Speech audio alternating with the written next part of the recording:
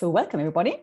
Today I have a little chat with Marnie Richman, and I guess the topic is because of me, because I have so much things like that, and it's because of only of me. No one else has it, I guess. So that, I'm sure. that desire to be received, understood, even though,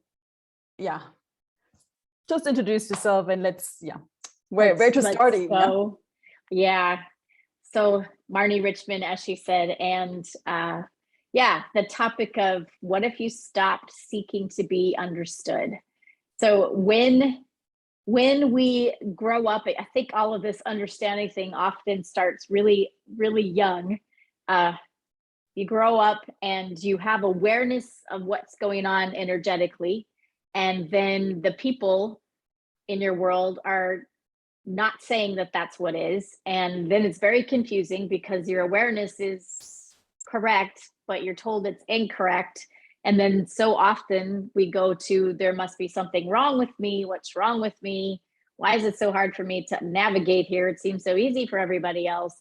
And when people project that back at you, what's wrong with you? What's the matter with you? Why can't you get your head out of the clouds? Why can't you just be normal? Why can't you just do what you're told? Why can't you? Why can't you? Why can't you? Then we can easily get into this place of trying to get people to, we feel so misunderstood. We decide if we could just get them to understand that we're really not as fucked up as they're saying we are. And if they could just understand how we see things, where we're coming from, then everything would be fine.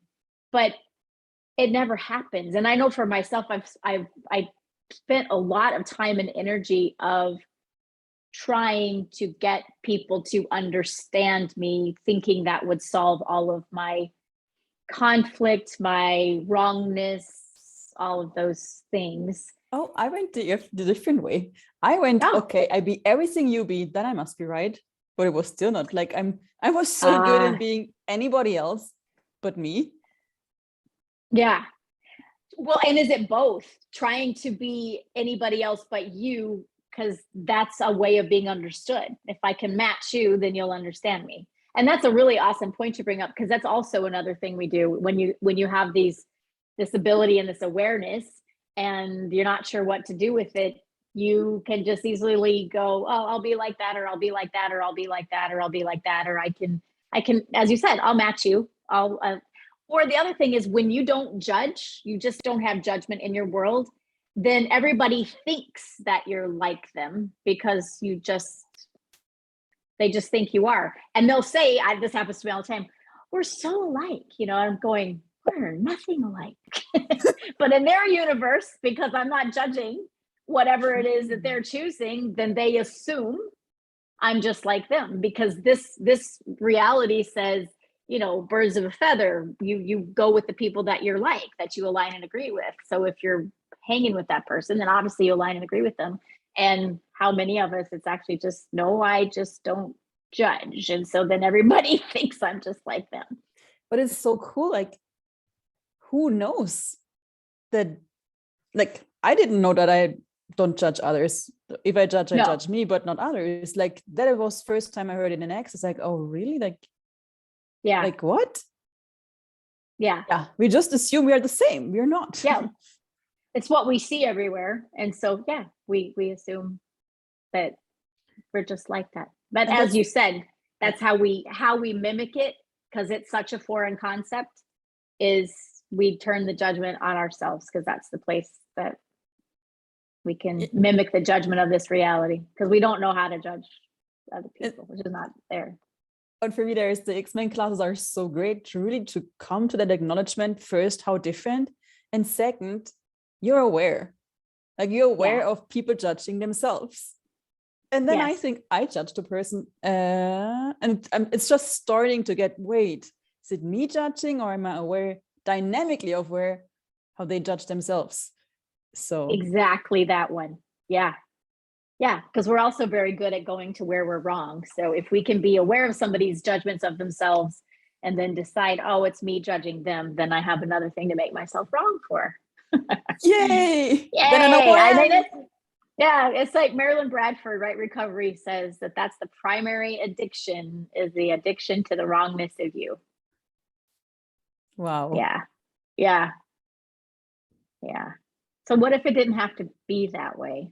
I mean, Simone, you and I were on a call earlier, so you heard me say this already, but it's like on our phones with the background apps. There's apps that are running on my phone right now that are draining the battery. Some of them drain a lot, some of them not. I don't have them open, but they're just there draining the battery. And how often do we get so into the wrongness of us, the addiction to the wrongness of us, that it's like this background app that's constantly draining the energy of our creation and all of the things to this wrong, you're wrong. So what if we weren't wrong? And what if we could turn that, every place we judge ourselves as wrong, if we could turn it on its head and ask what's right about me that I'm not getting, what's right about this that I'm not getting. And if I hadn't concluded that this was a wrongness, what strongness is actually here? I love that. Yeah. Wow. And I'm really so grateful that you have a class, an XMen class coming up in May. So it's a bit. Yeah. I was like, I would like to do a class with you, because for me, you're one of the few people that is willing to be that different and be that power and potency no matter what. It's like, yeah, but not from a point of view, from really like, what do you know, which is so different to, yeah. I mean, we all are so different. And sometimes there's just that thing attached where it's not so easy to, yeah, you know what I mean? Yeah, I do. And I would say it's still a muscle that I'm developing. And because for a long time, it was really easy to, it's almost like as an XMen, not almost like, we perceive so many things and we're aware of so many things. And there's a strength where you can handle it, so to speak. So there's this receiving it all, which, okay, then stopping it here rather than going, okay, and I'm gonna also flow me, the energy of me, and infuse me into all of this as well. It's not just, I can handle it, I can take care of it, I can be that for this person, I can do that for this person, I can receive all the judgments, projections, be aware of them, it's fine. And there is capacities within that. And what is different when we also infuse us into all of the surroundings? And what if it could just be, so that what giving up the need to be understood has a lot to do with all of that. Because when we don't actually require anybody to get us anymore, anybody to understand us, anybody to receive us, anybody to not judge us, we're willing for them to do whatever they want to do with us, but we're still go, yep, and I'm going to be here too. It's not against you, but it's also not excluding me. You can do with me and it whatever you would like, and I'm still going to be here too. I love this.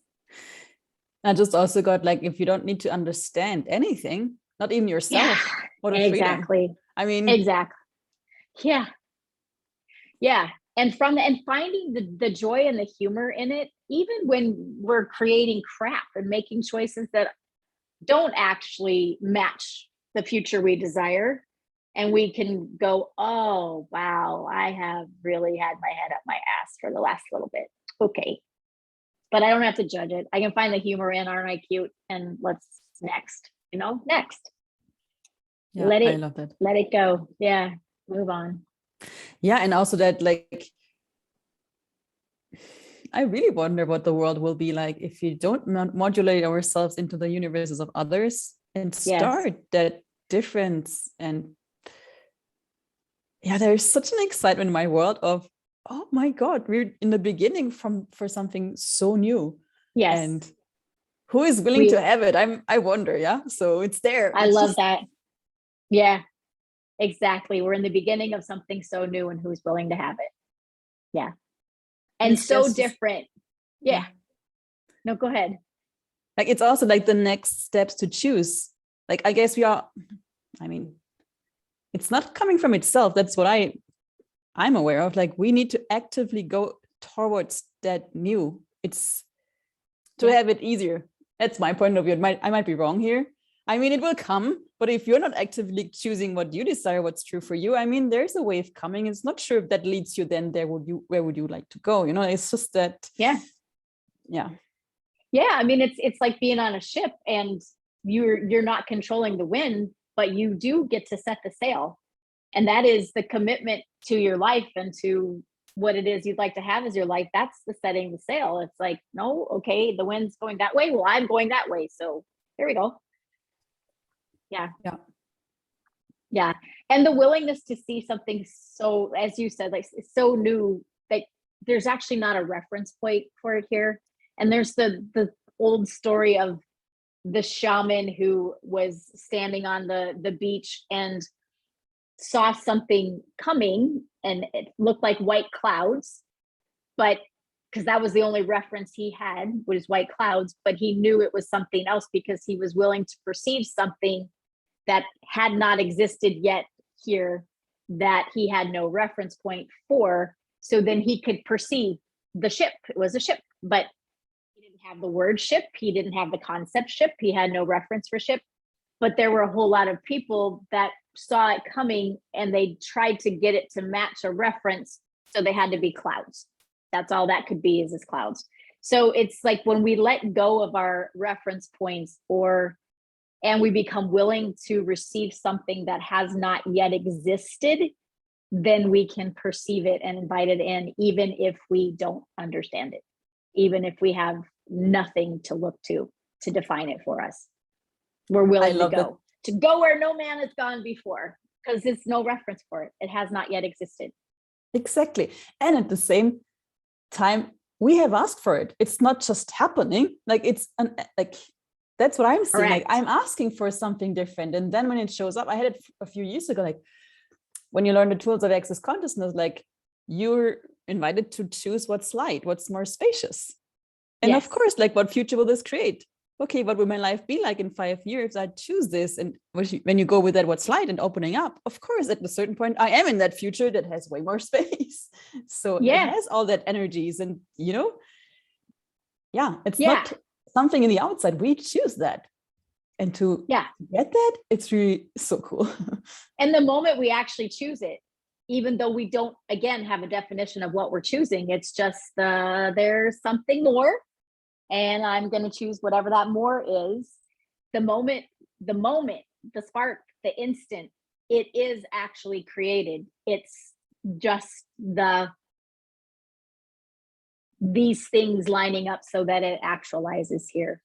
So the reality is to get that when you choose it and say yes to it, it's already created, and just get out its way. Get out of its way by not doubting. Get out of its way by not making yourself wrong. Get out of its way by why isn't here yet? I must have messed something up. Get out of its way by trying to fit it into a story. Get out of its way and let consciousness and the universe actualize what you already created by your choice. Totally. And be willing to take action if required. I mean, sometimes it's also a doing if it's. Yes. If there's and it will ping you. Exactly. It will ping you. Absolutely. Yeah. Oh my God. I love that so much. Like, me too. And the action from the pings is so much easier and more fun. And it just opens space for way more than you could imagine, because you're not trying to force a thing. You're listening to a thing. And that's the other thing that we're not told, is that the things, the creations, the trees, the birds, the elementals, the molecules, the universe, consciousness, if you are willing to listen, it will talk to you. All the things will talk to you. And when you trust that and trust the universe and trust you, then you just get to go around following the pings and watching your life and living magically create and show up. So are you saying that's not crazy if things talk to you? I would say that this reality would tell you it's crazy, and it's actually everything's the opposite of what it appears to be. And and what do you know? I mean, what do you know? And can you go to a time before people told you that was crazy and you perhaps thought that was crazy? What do you know about that? What if all those things that were supposedly pretend as a kid was actually your awareness? and you were convinced otherwise. Yeah, I mean, everyone loves listening to this. I wonder, when was the moment you start to give up the joy of what you know and what the play with the energies when they were there, they were guiding you, and then someone just harshly judged it and you're, okay, that's wrong, I need to go with your reality, because like mine is obviously something the world does not like. Yes, and how many places is that exactly what occurred? Somebody projected a thing or rejected a thing or judged a thing that you knew, a way that you were being, and you traded in your awareness and your knowing and took on their point of view. So and then are the ones yeah. that are sticking us, we're defending, we're fighting and avoiding. That have nothing to do with us, but like they're so loud because like, okay, this is my reference, now I know like this must be the right thing, I keep that. And exactly. To let all of those go, like such a I wonder what's behind all of that. Truly. Yeah, and what you just said, I mean, if we had nothing to defend and nothing to avoid, what is available beyond that? I wasn't fighting for or against anything. If I wasn't running from anyone, anything, any energy, and was just present with all of it without a point of view, what actually is possible in that space. Wow. Yeah. I'd like to find out more about that. Me too. Like you're that 4.5 days. No, how long is the XMen? The next it's one? 4 days. Yep. So it's technically a 2-day class, but it's all online. So we're doing it over 4 days, 3 hours a day. And it really is, it's an exploration of all the things that I said. And what I love about it is every person that shows up at the class creates the class. So it's come with your awareness, your curiosity, your question, your what you would like to know more about, what you would like to explore. I mean, I love the energy of Miss Peregrine's School for Peculiar Children, of what's so weird and wacky about you that you've judged as wrong, that others have told you is wrong, that actually is a strength and a potency and a brilliance and a greatness, that if you let go of the judgment of it and acknowledged it, just give you a whole lot more joy, fun, play, magic, ease in your life. And we can look at all those things. And and even I would say the insane places, and what I mean by the insane places is one of the tools you learn in an XMen class is everything's the opposite of what it appears to be, and nothing is the opposite of what it appears to be. And when you grow up with this huge awareness, and the people around you cut off theirs a long time ago, and they're not really comfortable with your awareness, so they would rather you cut yours off too. And the confusion that can be because nobody tells you you're aware, so you just go into the land of crazy and I must be wrong. Even those places where you can unravel, where you've stuck yourself that you are crazy, or that this is this insane place, or even the labels of mental illness. It's like, okay, so if it wasn't that, what would actually be true? Wow. Yeah. You just addressed everything that happened in my childhood. Like, wow. Yeah. And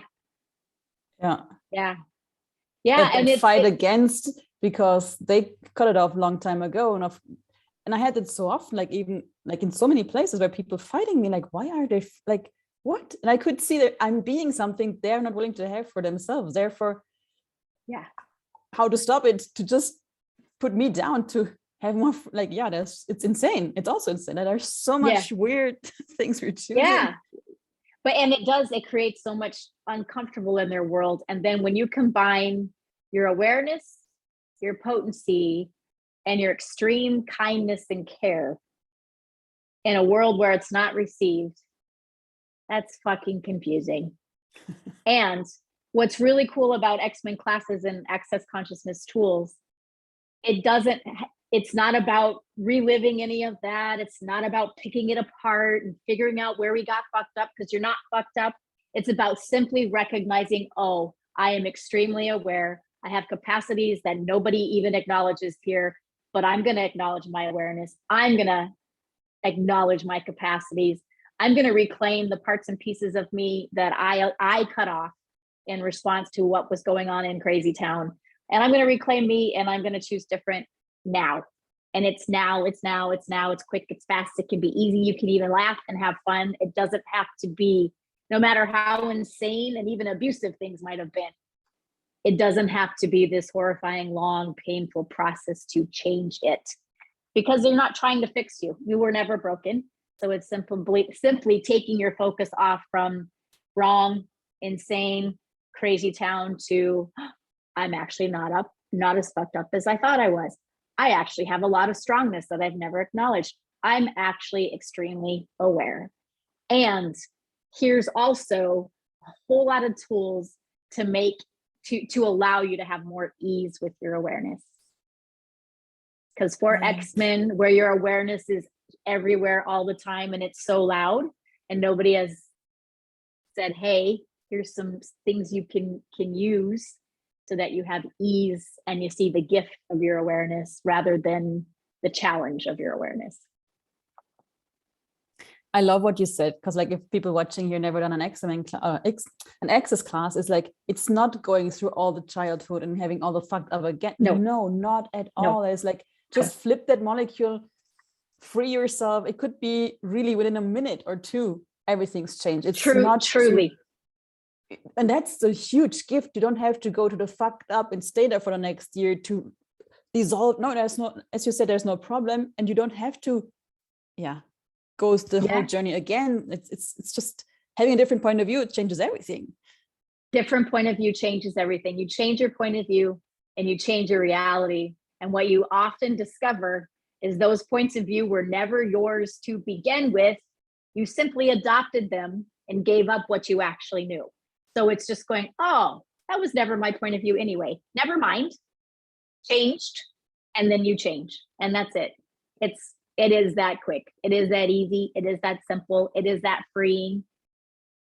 And the amount of joy that's available, there's actually no words for it. Yeah. Wow. Yeah. I'm looking forward to it. We will post the link to the class in the comments. And if you like this video, share it, like it, show your friends, show your enemies, whatever. And And if you have questions about XMen class, you can private message me on Facebook, or you can find me on Access Consciousness under facilitators, wherever you find me, I will answer you. And if you would like, thank you, Simone. Yeah. Thank you all. And thank you, Marnie. Ciao. Thank you. Bye.